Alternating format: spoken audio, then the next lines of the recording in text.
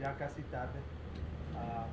Había una razón muy buena para no venir, ¿no? Y es el sol, es el calor en el que nos encontramos. Pero siempre es bueno ver su compromiso con la iglesia, con el Señor. Así que gracias en verdad. Oramos, ¿qué les parece?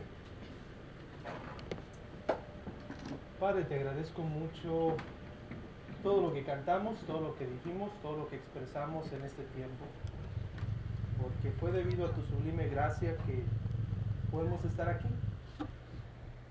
Te quiero pedir, Señor, por mí mismo, que realmente es una buena oportunidad, Señor, para que tu Espíritu, como siempre, manifieste que Él es el que tiene el poder para transformar nuestras vidas con tu palabra y no por una persona.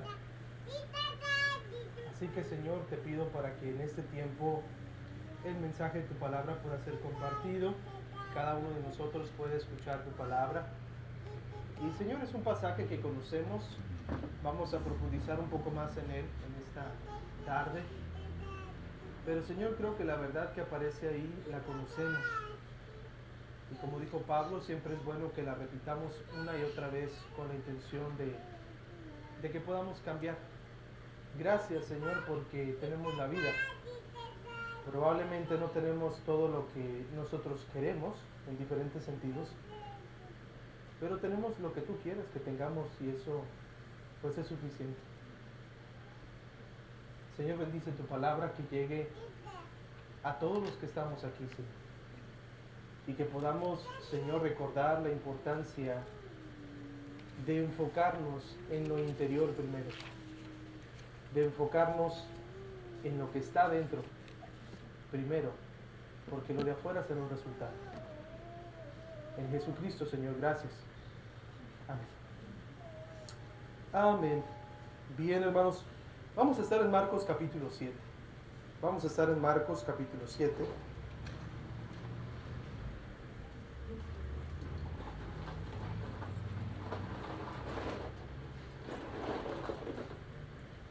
Y quisiera animarles para que piensen bastante en los versos del 1 al 13, que es donde vamos a estar en esta ocasión.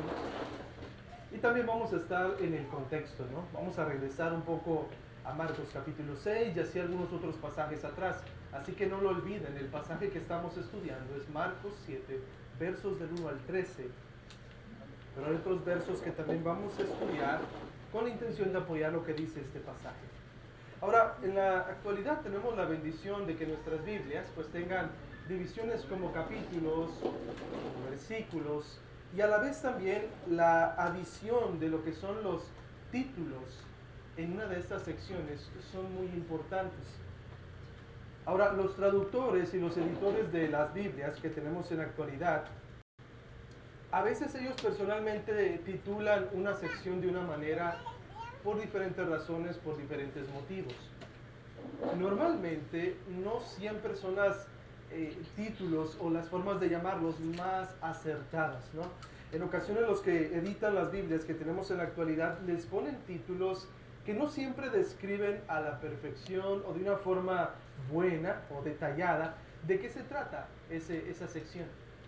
Sin embargo, Marcos capítulo 7, versos del 1 al 23, tiene un muy buen título. Ese título que lee ahí en sus Biblias, lo que contamina el hombre, realmente sí transmite lo que se trata esa sección de la Biblia. En este caso sí es un muy buen título que nosotros encontramos aquí, porque de eso se trata este pasaje, de lo que contamina el hombre. Ahora, ya hicimos la lectura del pasaje todos juntos durante el tiempo del programa, y no sé si lo notaste, pero 5 veces se repite la palabra tradición. 5 veces aparece la palabra tradición.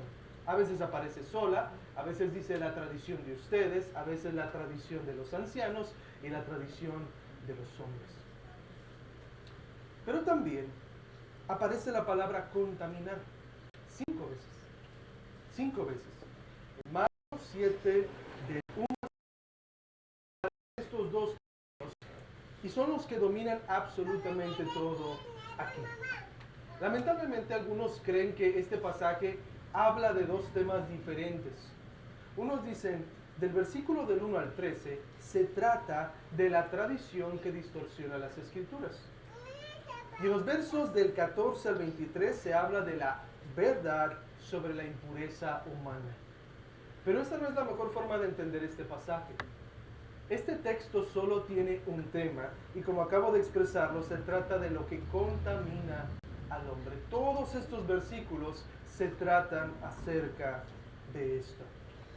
Algunos creen que esta división es buena porque dicen, lo que pasa es que en los primeros 5 versos, en los primeros 13 versos, aparecen estas 5 palabras de tradición juntas. Y en los versos del 14 al 23 aparecen juntas estas palabras contaminar. Así que aquí habla de la tradición y aquí habla de contaminar.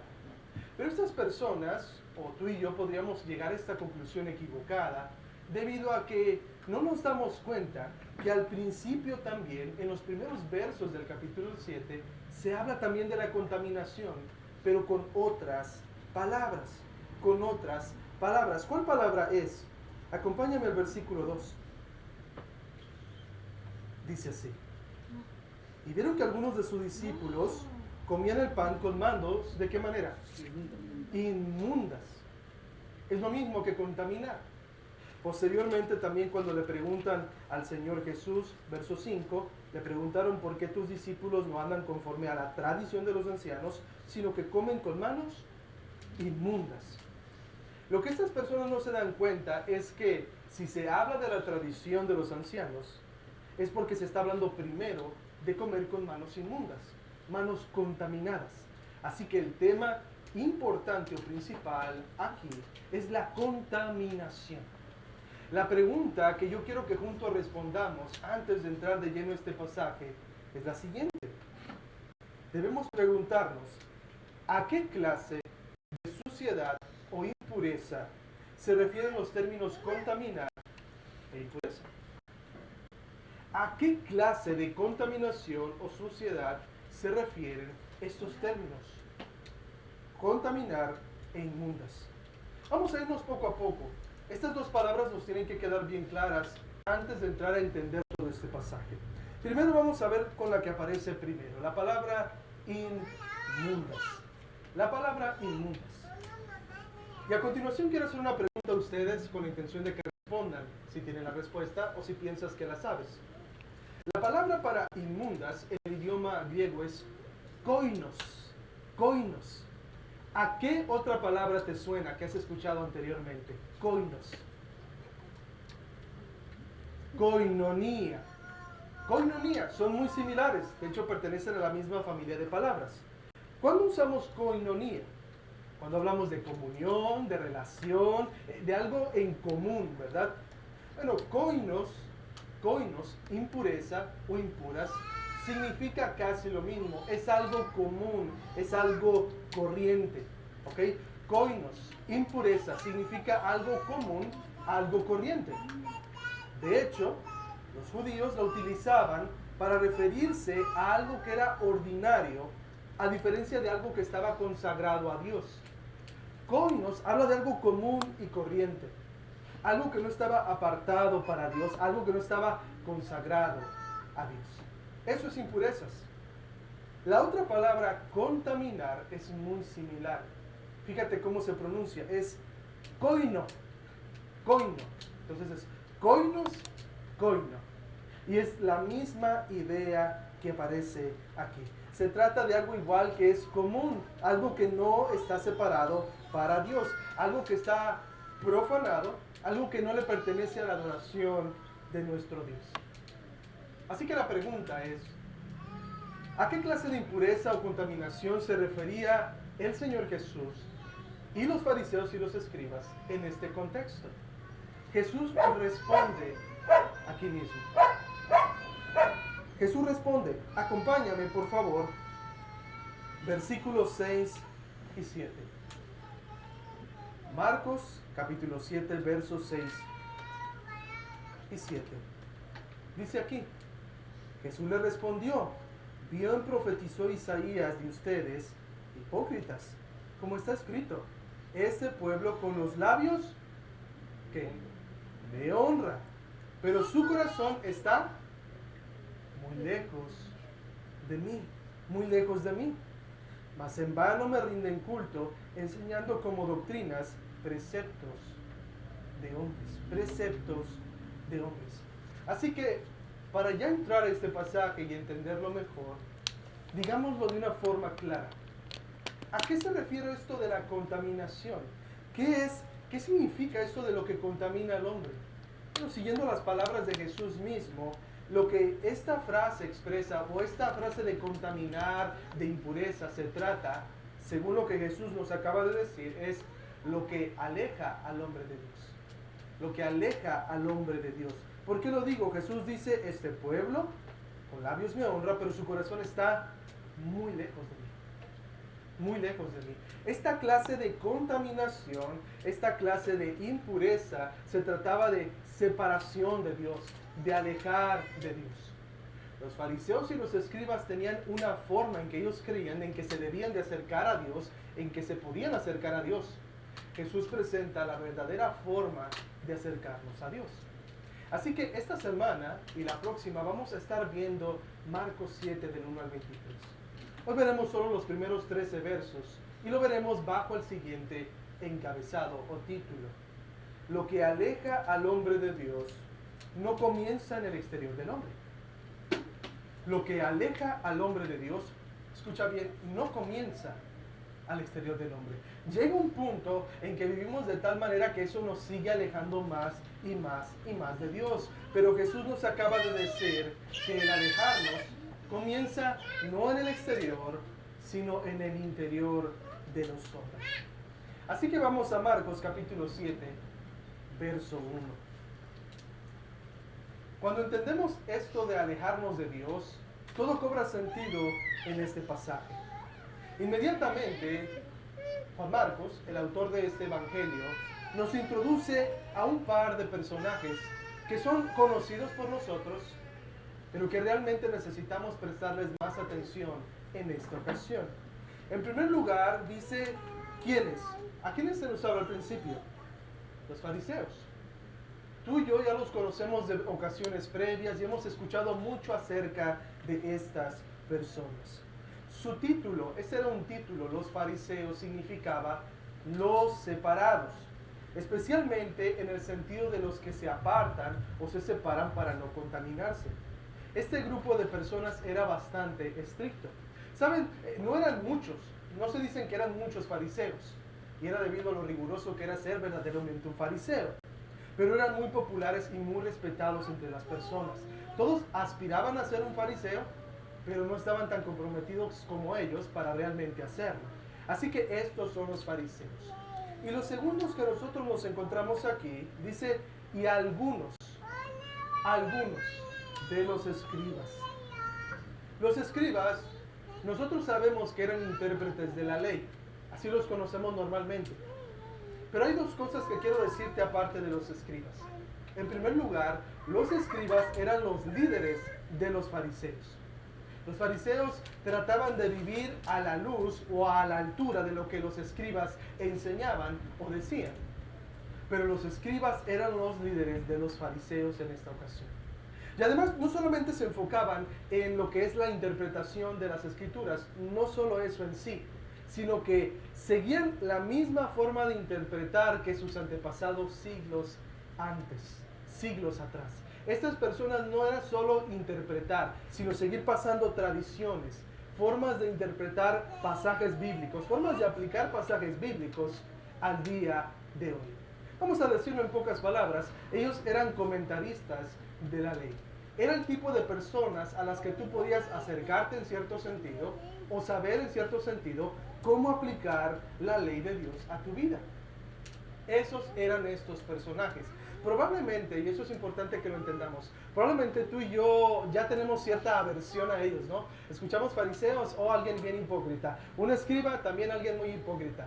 Pero realmente, al pueblo de Israel, eso los tenía como si fueran los superhéroes de esa época. Eran personas muy respetadas, eran personas incluso hasta cierto punto apreciadas porque vivían, según ellos, a la altura de la ley de Dios. Eso es lo que nosotros encontramos aquí. ¿Cuál era el problema con esas personas? Marcos ya nos ha dicho cuál es el problema con ellos. Sin perder de vista que estamos en Marcos 7, acompáñame a Marcos 2. Marcos 2.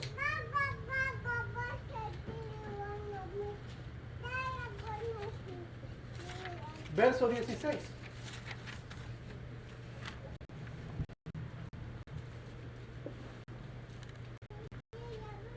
Marcos 2:16 dice así: cuando los escribas de los fariseos vieron que él comía con pecadores y recaudadores de impuestos, decían a sus discípulos: ¿por qué él come y bebe con recaudadores de impuestos y pecadores? Las apariencias, otra vez, ¿no? ¿Por qué su maestro hace lo que nosotros tenemos como prohibido? A nosotros nunca nos vas a ver conviviendo con una persona pecadora. Versículo 18.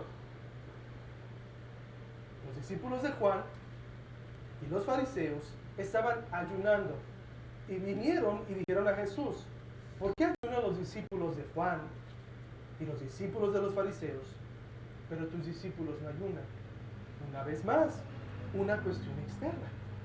¿Por qué ustedes no viven su espiritualidad tan visiblemente, tan públicamente como nosotros lo hacemos? Esa es la pregunta que nosotros entendemos aquí. ¿Por qué ustedes no demuestran que realmente son espirituales en estas ocasiones? ¿Por qué comen con pecadores? ¿Por qué no ayunan? Avanzando un poco, ahí mismo, versos 23 y 24. Marcos 2, 23 y 24. Aconteció que un día de reposo Jesús pasaba por los sembrados y sus discípulos, mientras salían paso, comenzaron a arrancar espigas. Entonces los fariseos le decían: mira, ¿por qué hacen lo que no es lícito en el día de reposo? Una vez más, su enfoque era absoluta y completamente lo externo. Ellos estaban enamorados de las cosas externas y sus preguntas siempre tenían que ver con las cosas externas, nunca con las internas. Estos personajes son los que nos encontramos aquí, preocupados solamente por lo que tú haces o lo que no haces, preocupados por las cosas que estás haciendo y las que no estás haciendo, pero no de una forma profunda, sino simplemente: ¿por qué no haces esto? Como supongamos nosotros decir en la actualidad: si alguien no viene a la reunión el día domingo, esa persona tiene un terrible pecado. No sabemos qué fue lo que ocurrió, ¿verdad? Pero los fariseos rápidamente tenían esta característica junto con los escribas. Ahora, regresando a Marcos 7, nosotros encontramos un detalle muy interesante. Dice así: los fariseos y algunos de los escribas que habían venido, ¿de dónde? ¿De dónde habían venido ellos? De Jerusalén. ¿Dónde estaba Jesús y sus discípulos actualmente? Marcos 6:53. Ahí estaba Jesús. Dice: terminada la travesía, llegaron a tierra, ¿en qué? Genezaret. Haciendo un cálculo a grandes rasgos, los fariseos y los escribas tuvieron que hacer un viaje de 160 kilómetros para poder buscar a Jesús y poder tratar de agarrarlo en algo y culparlo. Desde Marcos capítulo 3 nosotros sabemos algo. Los fariseos y los escribas querían matar a Jesús. Desde Marcos 3. Y Marcos tiene 16 capítulos. Así que muy temprano en la historia sabemos la intención de los fariseos al buscarlo, al provocarlo, al preguntarle, al tratar de estar con él, siempre buscando un detalle por el cual culparlo y matarlo. Así que hicieron este viaje de 160 kilómetros simplemente para encontrar una excusa de acusarlo y, con todo el favor de Dios, dirían ellos, matar a Jesucristo. Esas eran las ganas que tenían de matarlo. Eso era lo tan importante para ellos. Era algo tan serio que hicieron este viaje para tratar de quitarle la vida al Señor. Así que verso 1 dice: se reunieron alrededor de él con la intención de encontrar algo que pudieran utilizar para atacarlo. Y lo encontraron rápidamente. Versículo 2 dice así: y vieron que algunos de sus discípulos comían el pan con manos inmundas, es decir, sin lavar. Y Marcos mismo nos explica de qué se trataba esto. Dice así, verso 3. Porque los fariseos y todos los judíos no comen a menos de que se laven las manos cuidadosamente. Cuidadosamente. Eso es lo que nosotros vemos aquí. No era una cuestión higiénica, era una cuestión de rituales, de cosas externas. Los fariseos, antes de comer, siempre se ponían las manos así y se vaciaban agua con las manos hacia arriba para que el agua corriera y pudiera limpiar hasta incluso sus codos. Después las ponían hacia abajo para volver a limpiárselas y después con los puños, no con las manos abiertas, se tallaban todos los brazos y después de eso podían comer. Eso era el lavado que ellos esperaban, no de que se enjabonaran las manos y se limpiaran rápidamente. No, querían que hicieran toda esa ceremonia, todo ese ritual para que contara como purificación, como limpieza. De hecho, utiliza una palabra muy interesante, dice los fariseos y todos los judíos no comen a menos de que se laven las manos cuidadosamente, observando, es decir, aferrándose, es decir, firmemente comprometidos, así, a la tradición de los ancianos. ¿Qué era la tradición de los ancianos? Era el resultado del estudio de los escribas. La tradición de los ancianos era cómo ellos debían de vivir de acuerdo a lo que los escribas interpretaban de la ley de Dios. Era un libro, por así decirlo, o un rollo más bien, que ellos tenían que seguir al pie de la letra si realmente querían obedecer la ley de Dios. Ellos no podían ir a la ley de Dios directamente, sino que dependían de lo que los escribas dijeran, que era una aplicación de la ley. Así que realmente no podían acercarse a la palabra de Dios, sino que tenían que depender de otra persona, más bien de un grupo de personas. Y el punto se va construyendo. Jesús dice, ustedes le hacen mucho caso a la tradición de los ancianos, pero ¿qué pasa con la ley de Dios? Ahora, ¿de dónde sacaron los escribas que uno se tenía que lavar las manos con toda esa ceremonia?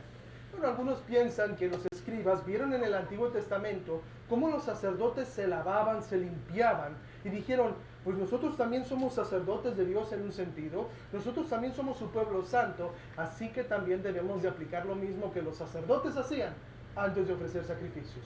Y como todo lo que hacemos, decían ellos, es adoración, no solamente cuando ofrecemos sacrificios, por eso constantemente también tenemos que hacerlo todos nosotros. También que hacemos, debemos de hacerlo todos nosotros. Eso es algo absolutamente terrible. Terrible. Pero seguimos en el texto. Dice así el verso 4. Cuando vuelven de la plaza, no comen a menos de que se laven. No comen a menos de que se laven.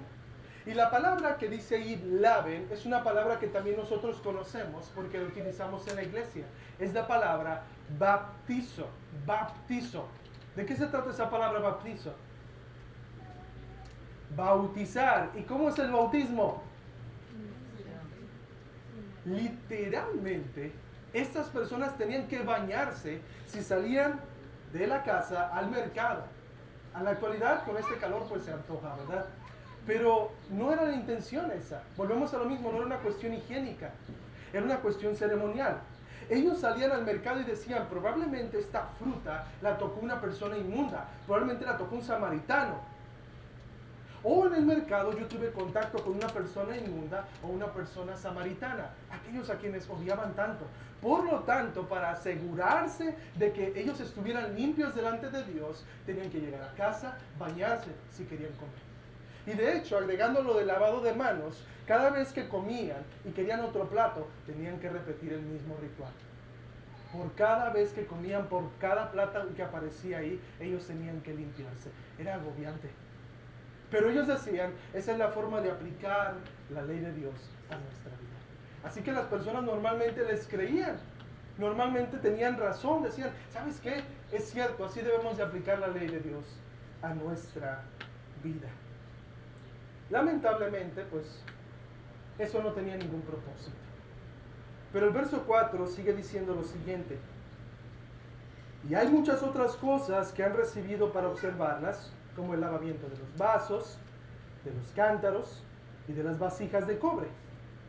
Es decir, Marcos nos introduce a un mundo de cosas. Nos dice, esto que acaban de hacer los fariseos solo es una de muchísimas otras cosas. Cada uno de los instrumentos tenía un proceso de lavarse dependiendo qué se cocinó, quién lo cocinó.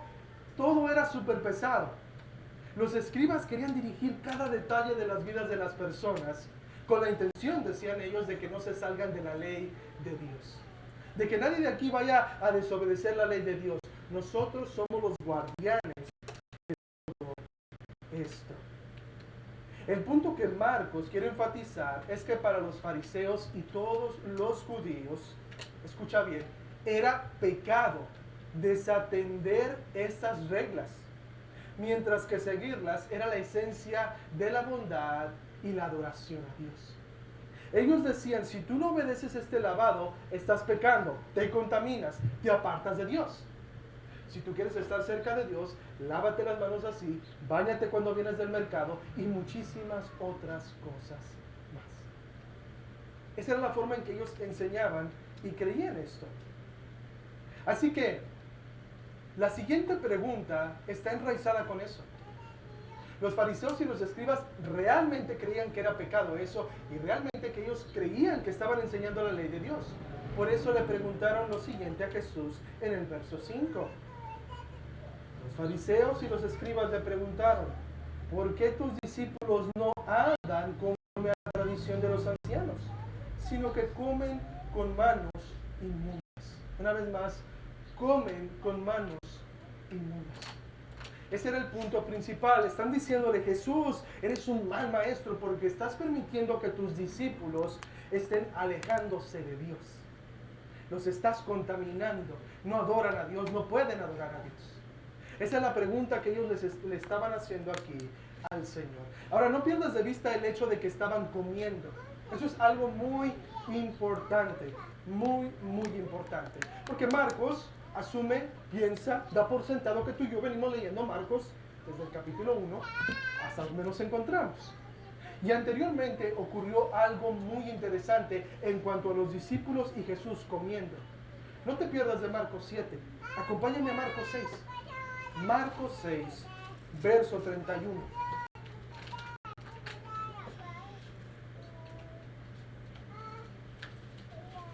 Marcos 6, verso 31. Ahí Jesús dijo lo siguiente. Él les dijo, vengan, apártense de los demás a un lugar solitario y descansen un poco.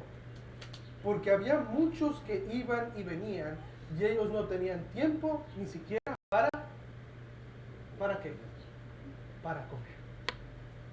Las multitudes eran tan grandes que no había oportunidad ni siquiera para comer. No podían comer los discípulos. Y vienen estos hombres inconscientes, faltos de gracia, que no conocen el pasado o la situación y les dicen antes de comer tienen que lavarse las manos así, así, así.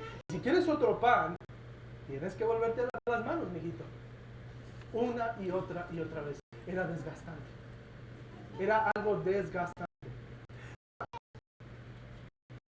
Así que si ellos no tenían pues tiempo para comer, pues menos tenían tiempo para lavarse las manos. Eso es más que claro.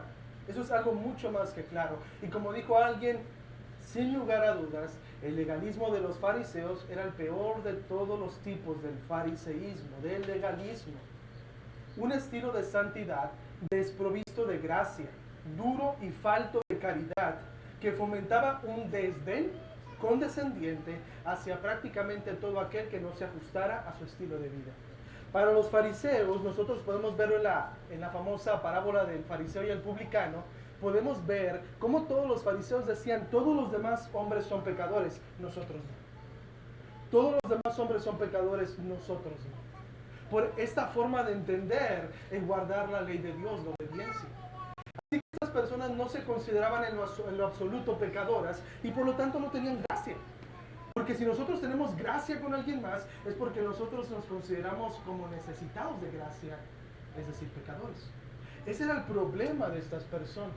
Ahora, ¿cómo le responderías tú a los fariseos? ¿Cómo le responderías tú?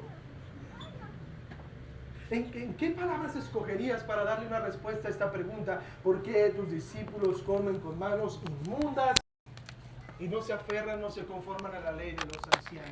¿Cómo le responderías? Es muy importante pensar en esto porque Jesús responde de una manera, de otra por una razón. Mira, quiero darte una respuesta que Jesús pudo darles, pero no quiso darles. Él pudo haber respondido lo siguiente: la razón por la que mis discípulos no andan conforme a la tradición de los ancianos y con manos inmundas,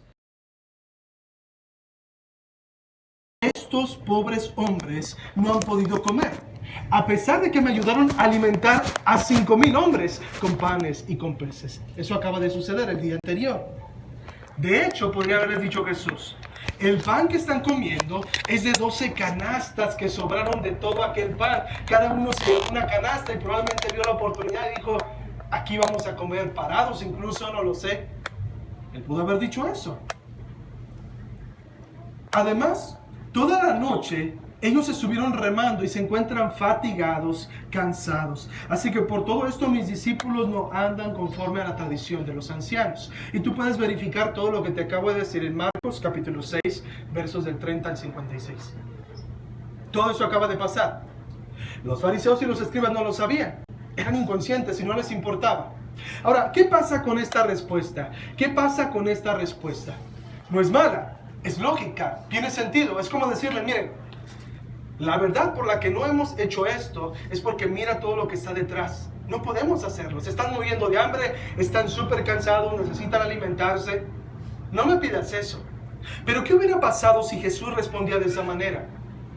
Iba a parecer que Jesús les estaba siguiendo el juego, que Jesús había caído también en ese problema de decir: sí, estamos mal porque no guardamos la ley de los ancianos, la tradición de los hombres, pero todas estas son mis justificaciones. Sin embargo, Jesús no quería dar una justificación para no dar motivo a ellos de decir: ¿saben qué? Sí es cierto, la tradición de los ancianos está bien. No respondió así. Fue mucho más duro que todo esto. ¿Cómo respondió Jesús? Versículo 6. Jesús le respondió: bien profetizó Isaías de ustedes. O es decir, tenía razón Isaías cuando profetizó acerca de ustedes. Ahora, yo sé que tú no lo sabías y guardé este detalle para este momento porque aquí va a ser muy útil. Los fariseos y los escribas creían o se creían descendientes directos de Moisés y de el sacerdote o escriba Esdras. Ellos decían: nosotros venimos desde ellos, lo que hacemos es igual de importante que lo que hizo Moisés e igual de importante que lo que hizo Esdras el escriba. Así que ellos se sentían tan importantes. Y Jesús comienza respondiendo lo siguiente: ustedes se parecen mucho a lo que Isaías dijo. No, pues dijeron: otro profeta que habla bien acerca de nosotros, otro profeta que confirma lo que estamos haciendo nosotros. Lamentablemente Jesús escogió una palabra que no vuelve a aparecer en todo Marcos. ¿Cuál palabra es? Hipócritas.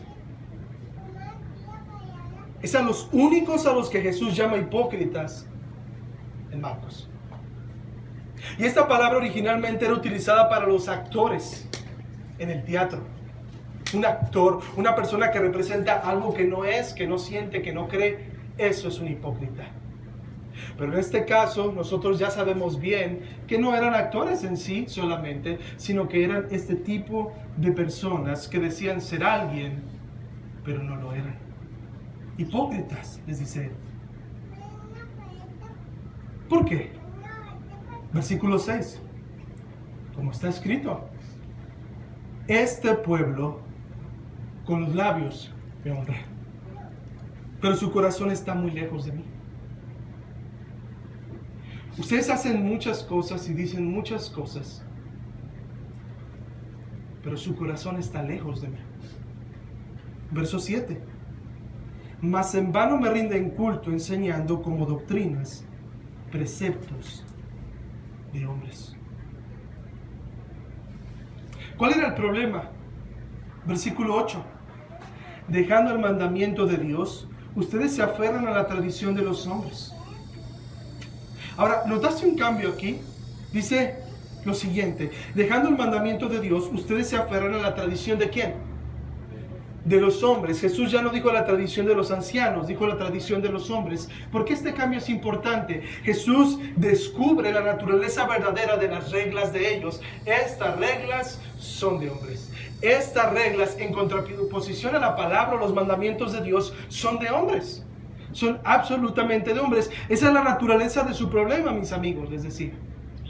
No está mal buscar aplicaciones prácticas a la palabra de Dios o buscar cómo la palabra de Dios tiene una aplicación real y directa en nuestras vidas. Ese no es el problema. El problema es cuando nosotros, los hombres, tomamos esa aplicación y queremos que todos vivan de la misma manera.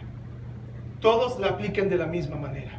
Sabemos que debemos tener un tiempo especial, devocional con nuestro Dios, pero el cómo tú lo vas a hacer va a variar dependiendo de tu vida. Lo tienes que tener, pero va a variar.